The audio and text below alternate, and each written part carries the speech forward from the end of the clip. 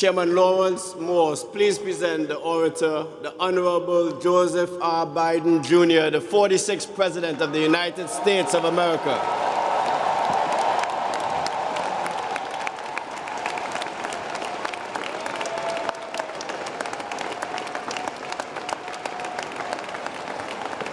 The Honorable Joseph R. Biden, Jr., revered statesman and committed champion of justice, gracious guardian of humanity, noble patron of peace, you stand in truth, power, integrity, and are blessed in the glory of God. You are #1 on the global stage as the 46th President of the United States, a magnificent commander-in-chief, expertly leading America in making monumental innovations and passing legislation to improve the quality of life for all. Moreover, you stand firm and focused in achieving productive results and significant solutions born of a sincere desire to leave an awesome legacy for our beloved nation.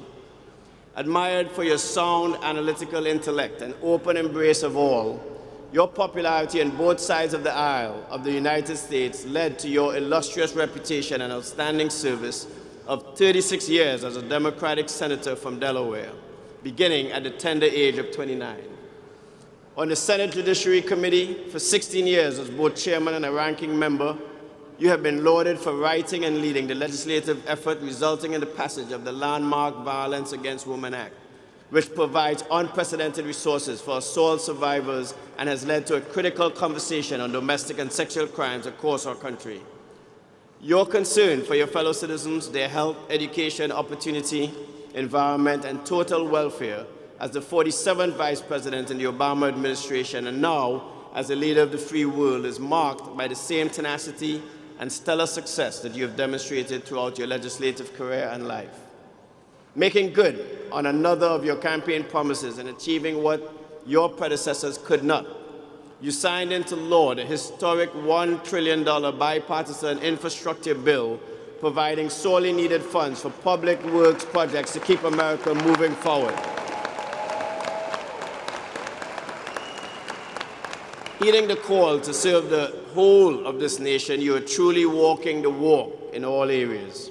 The American Bar Association reported that more than any other Oval Office holder, you have nominated and secured confirmation of more women and racially diverse attorneys to the federal bench, totaling 68 some 68 black, Latino, or Asian Americans to date, with Justice Ketanji Brown Jackson as the most high-profile first black woman on the U.S. Supreme Court. You continue to deliver on the 3 pillars identified at the start of your presidency: the battle for the soul of our nation, the need to rebuild our middle class, the backbone of our country, and a call for unity to act as one America. A native of Scranton, Pennsylvania, you grew up in Claremont, Delaware, graduated from the University of Delaware and Syracuse Law School before serving on the Newcastle County Council. Your wife, a lifelong educator, Dr. Jill Biden, has been by your side through tragedy and triumph for 46 years as you have raised 3 adult children, Hunter Bo and daughter Ashley. Joseph Robinette Biden, Jr., Howard University is most honored and pleased to name you a favorite son of the capstone as we salute and hold in our highest esteem your unmatched record for justice, empowerment, and the peaceful advancement of humanity throughout the world. We revere, commend, and proudly applaud your magnificent life of leadership and contributions that will inure to the benefit of America and the global community for time immemorial. It is with heartfelt respect and immense pride that we honor you on the historic occasion of our 155th commencement as orator, conferring upon you the degree Doctor of Letters honoris causa. Congratulations and Godspeed.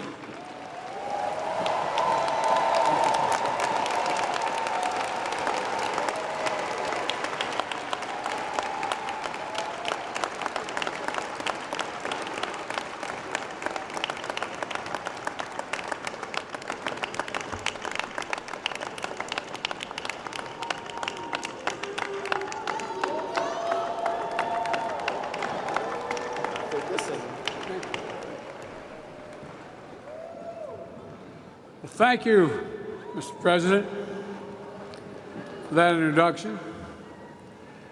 Dr. Morris, thank you for the incredible honorary degree. And thank you, President Frederick, for the invitation and for your leadership of your alma mater. Serena, student body president, College of Pharmacy, class speaker.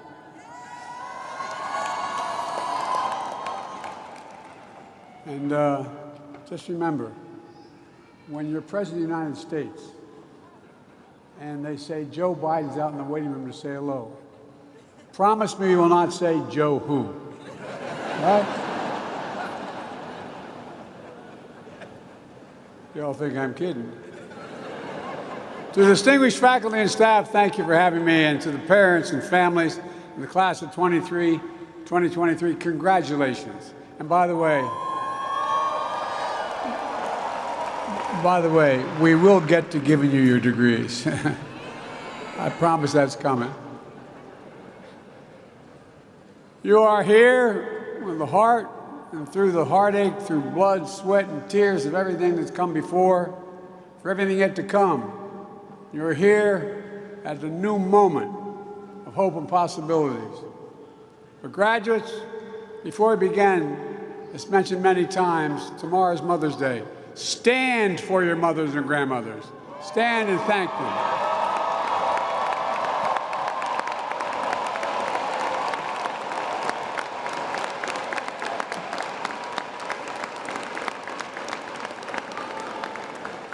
Where I come from, moms rule.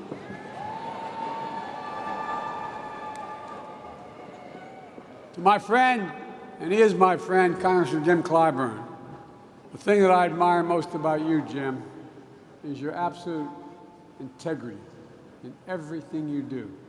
In everything you do. This is a man of honor. I attended South Carolina State University's commencement as Jim received his degree he earned 60 years ago, but never got a chance to receive it in person. Jim, it's an honor to join you here today and receive an honorary degree from this great university. And it's truly special to join fellow honorees, Prime Minister Rowley. Prime Minister, I didn't know you were so talented. I just thought you were a foreign policy, Latin American guy. We got to talk. All kidding aside, thank you for being a strong partner in the Caribbean and for addressing climate change and supporting democracies across the Western Hemisphere. I'm also honored that, as a person here today, Dr. Tony Allen. He's president of my home state, BCU, Delaware State University, where I got politically started. I was fortunate to have Tony as a Senate staffer for a long time. Then he got his PhD, had a distinguished career in business, and became president of HBCU. Now Tony chairs my White House Board of Advisors on HBCUs, which is designed to support and advance HBCU excellence with a lot more money. I'm also proud to say that we're the first White House to formally convene where the real power is, the Divine Nine. Oh, y'all think I'm kidding. Not a joke. The Divine Nine not only has a seat at the table, we definitely hear you at the table. And they're our first time ever at the White House, permanently. So folks, in 2023, I'm truly honored to be here at Howard. Chartered 156 years ago by an act of Congress just after emancipation of the Civil War. Founded on a hilltop in Washington, D.C., the Mecca. Always promoting excellence, leadership, and truth and service. It really has. And a proving ground for future leaders of science, medicine, education, business, faith, arts, entertainment, public service. Trailblazing intellectuals, lawyers, doctors. The first black, I might say, Vice President of the United States of America.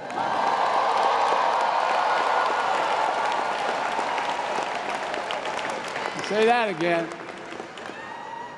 Kamala sends her love, and she sent a clear message that today I have the privilege, she points out, of speaking at the real HU.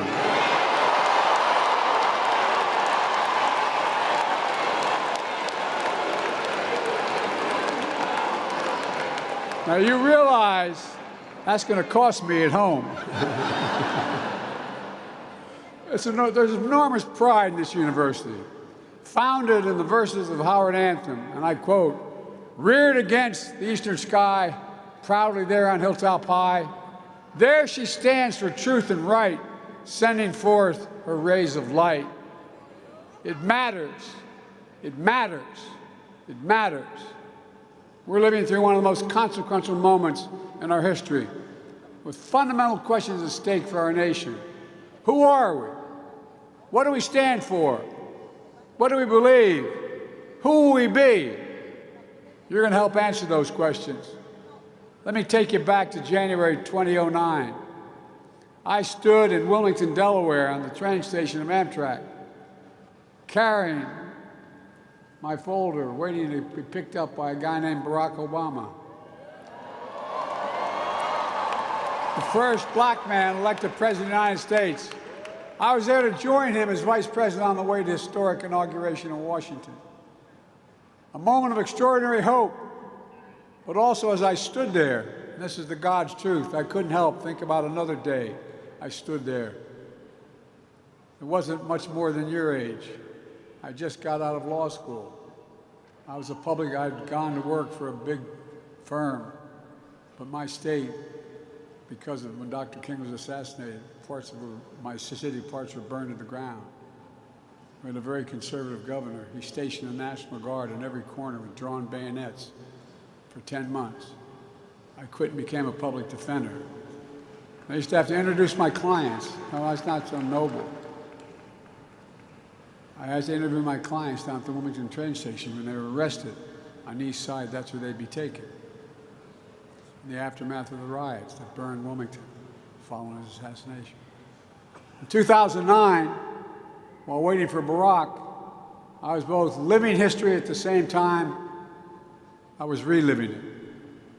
A vivid demonstration when it comes to race in America. Hope doesn't travel alone. It's shadowed by fear, by violence, and by hate. But after the election and the re-election of the first black American president, I had hope that the fear, violence, and hate was significantly losing ground. The fields were literally with torches, carrying Nazi banners from the woods and the fields, chanting the same anti-Semitic bile heard across Europe in the 30s, something I never thought I would ever see in America. Accompanied by Klansmen and white supremacists, emerging from dark rooms and remote fields and the anonymity of the internet, confronting decent Americans of all backgrounds, standing in their way into the bright light of day. And a young woman objecting to their presence was killed. And what did you hear?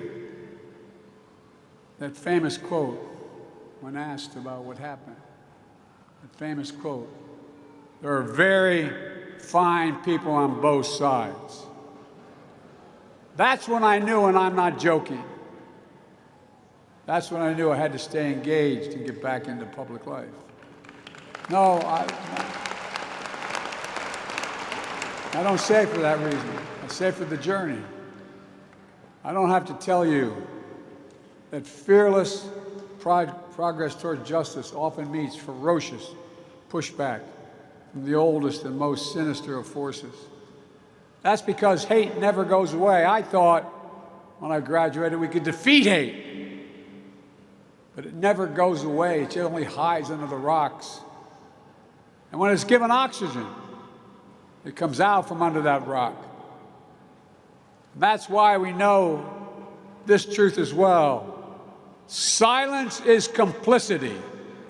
It cannot remain silent. We have to live through this battle for the soul of the nation. And it is still a battle for the soul of the nation. What is the soul of a nation? Well, I believe the soul is the breath, the life, the essence of who we are. The soul makes us us. The soul of America is what makes us unique among all nations. We're the only country founded on an idea, not geography, not religion, not ethnicity, but an idea. The sacred proposition rooted in Scripture and enshrined in the Declaration of Independence that we're all created equal in the image of God and deserve to be treated equally throughout our lives. While we've never fully lived up to that promise, we never before fully walked away from it. We know that American history has not always been a fairy tale.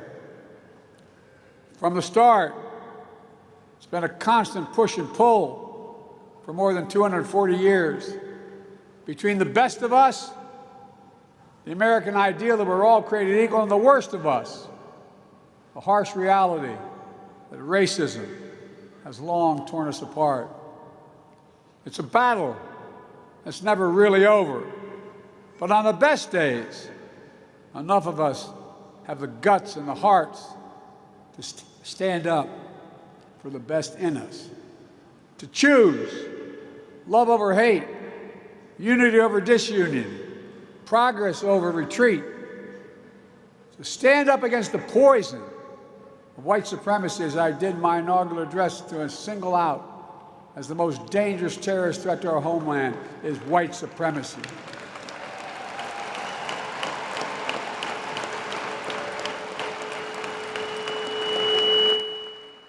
And I'm not saying this because I'm at a black HBCU.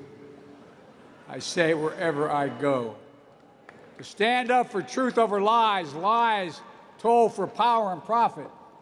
To confront the ongoing assault to subvert our elections, suppress our right to vote. That assault came just as you cast your first ballots in 20 and 22. Record turnouts. You delivered historic progress. I made it clear that Americans of all backgrounds, have an obligation to call out political violence that has been unleashed and emboldened. As was mentioned already, bomb threats to this very university and HBCUs across the country.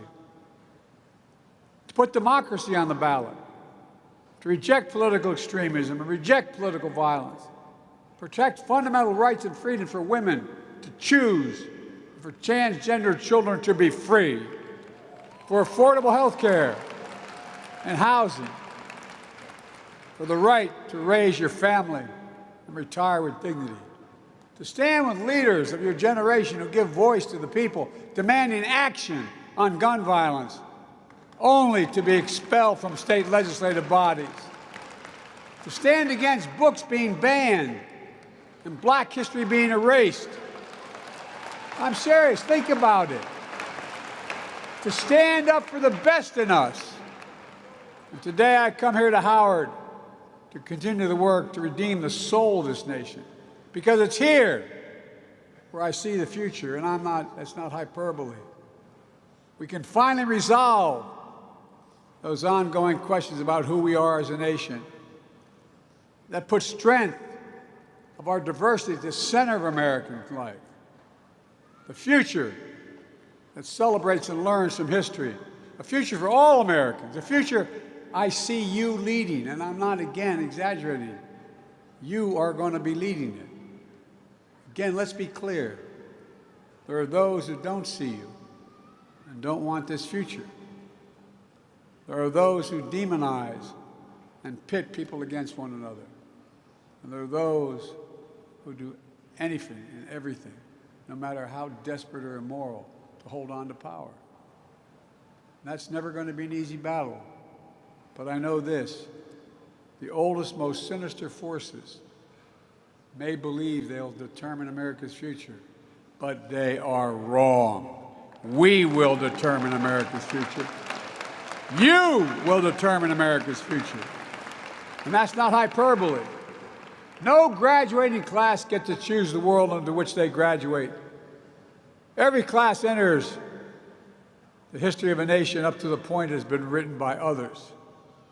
But few classes, once in every several generations, enters at a point in our history where it actually has a chance to change the trajectory of the country. You face that inflection point today. And I know you'll meet the moment. I just think about the many ways you already have. With your voices and votes, I was able to fulfill my commitment to put the first black woman on the Supreme Court of the United States of America.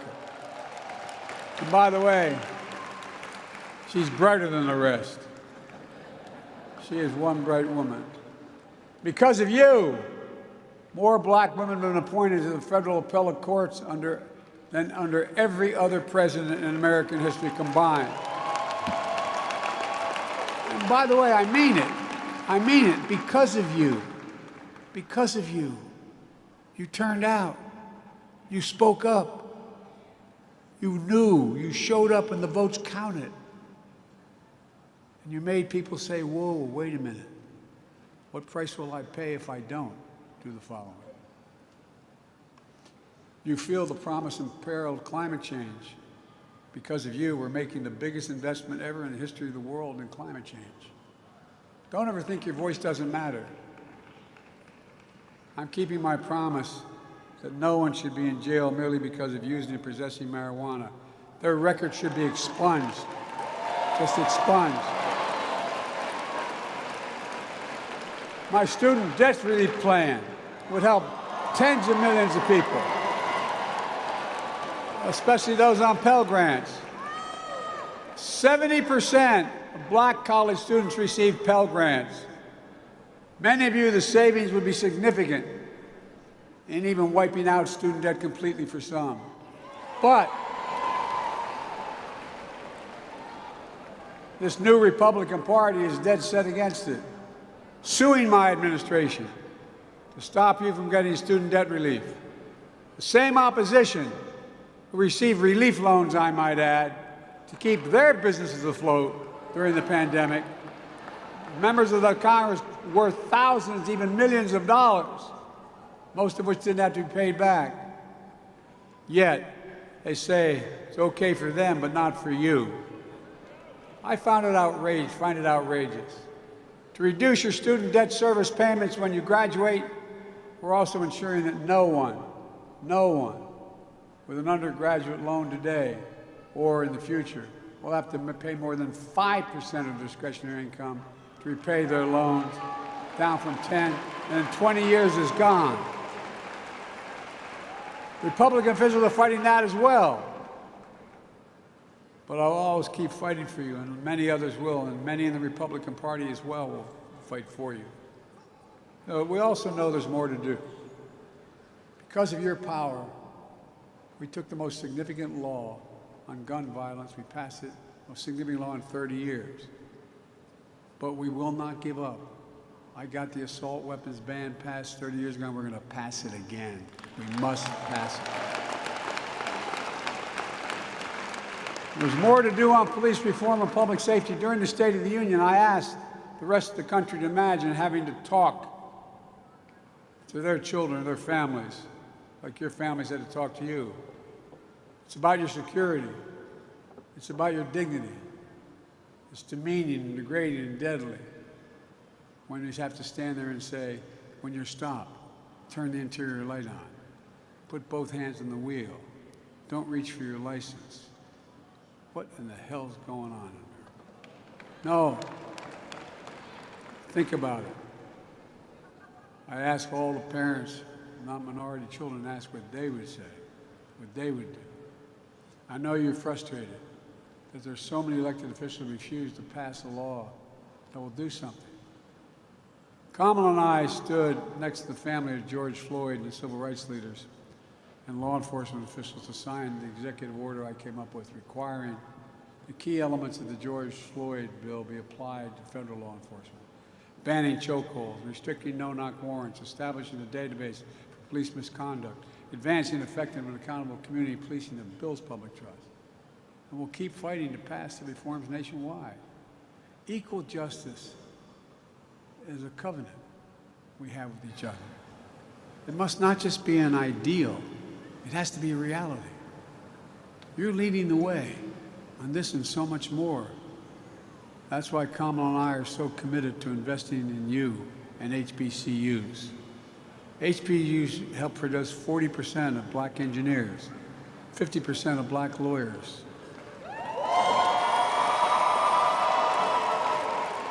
70% of black doctors and dentists. 80% of black judges. Look, we see HBCU excellence in every day with staff at every level of the White House and administration. Because I decided when I was elected, I promised I was going to have my administration look like America.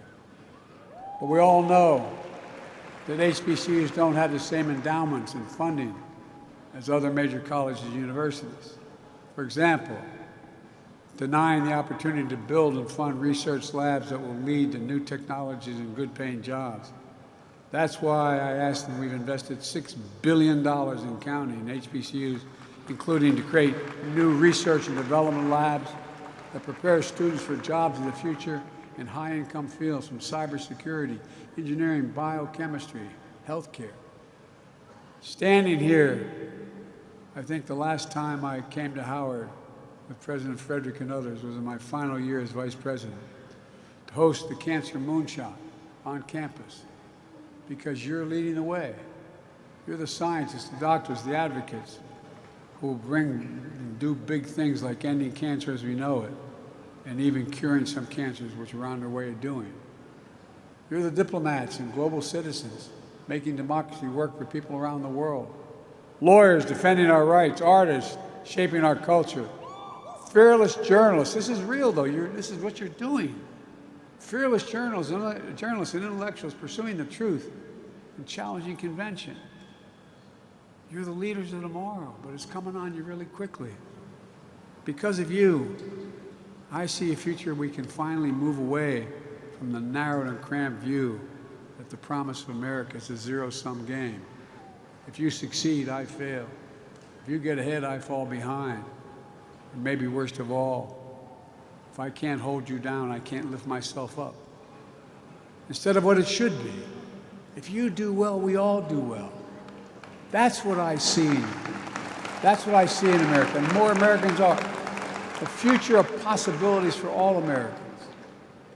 Look, no matter that future, what it holds, my sincere hope is that each of you find the sweet spot between happiness, success, and ambition. A good life, a life of purpose. Because here's the thing, you don't know where or what fate will bring you or when. You just have to keep going. You have to just keep the faith. You have to just get up. And you can find the balance between ambition and happiness and success. That good life, of purpose, of family. And as you know here at Howard, of excellence, leadership, and truth and service. There's no quit in you. There's no quit in America. So let me close with this. In our lives, in the life of the nation, we know that fear can shadow hope. But it's also true that hope can defeat fear. In January 2021, I stood in the U.S. Capitol to be inaugurated as President of the United States. Just days before, on that very spot, a violent insurrection took place, a dagger at the throat of democracy. For the first time in our history, an attempt to stop the peaceful transfer of power in this country. And they failed. Our democracy held. Again, hope prevailed. And this time, I was standing with a black woman about to take a 2-mile procession down Pennsylvania Avenue as President and Vice President of the United States of America. And who was marching alongside her? The Howard University Marching Band in lockstep and solidarity. You were.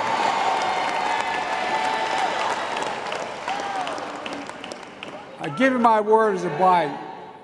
Class of 2023, you're the reason I'm so optimistic about the future. And I give you my word, I really mean it. You're part of the most gifted, tolerant, talented, best educated generation in American history. That's a fact. And it's your generation, more than anyone else's, will answer the questions for America. Who are we? What do we stand for? What do you believe? What do we believe? What do we want to be? I'm not saying you have to share this burden all on your own. The task at hand ahead is the work of all of us. But what I am saying is, you represent the best of us. And that's the God's truth. You represent the best of us. Your generation will not be ignored, will not be shunned, will not be silenced. So on the hilltop high, keep standing for truth and right, and send your rays of light. Congratulations to you all. We need you. God bless you, and may God protect our troops.